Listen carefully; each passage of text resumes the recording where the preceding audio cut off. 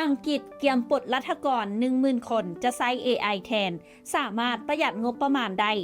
15% ในยุคที่เทคโนโลยีมีความคืบหน้าไวหลาย เรื่องที่สหรัฐและสหอาณาจักรเตรียมจะปลดรัฐกรนับหมื่นคน เพื่อหันมานำใช้ AI เป็นสัญญาณเตือนที่สำคัญสำหรับพวกเขาทุกคน และสื่อให้เห็นถึงความบ่มั่นคงเวียกงานในแขนงรัฐที่เคยถึกเบิ่งว่ามีความมั่นคงสูงก็จะบ่แม่นอีกต่อไปจากรายงานของสำนักข่าวบลูมเบิร์กระบุว่าสหรัฐสหอาณาจักรเตรียมจะปลดพนักงานรัฐกรหลายกว่า 10,000 คนภายในปี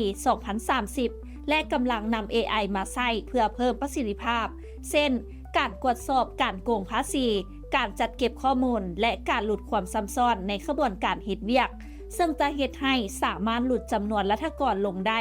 โดยบ่กระทบต่อคุณภาพของการบริการท่านลาเซลลีฟรัฐมนตรีกระทรวงการเงินของอังกฤษกล่าวว่าภาคแรงงานจะขอให้รัฐกรลดงบประมาณด้านการบริหารลง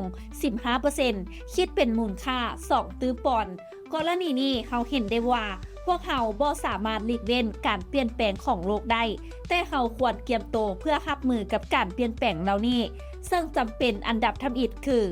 ต้องปรับตัวและเรียนรู้ตลอดชีวิตเพื่อตามทันเทคโนโลยีการเรียนรู้ตลอดช่วงวัยเรียนหรือเริ่มต้นตอนเฮ็ดเวียกอาจจะบ่เพียงพออีกต่อไป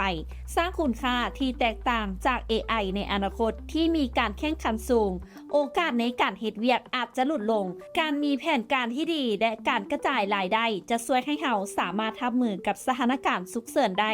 นำอบธรรมวงศ์รายงานและท้ายนี้ต้องขอขอบใจสำหรับการติดตามข่าวสารจากทางThaikids Magazine และอย่าลืมไปกดไลค์กดแชร์กดติดตามกด Subscribe ทุกช่องทางออนไลน์ของพวกเขาเพื่อจะบ่พลาดข่าวสารดีๆจากทางThaikids Magazine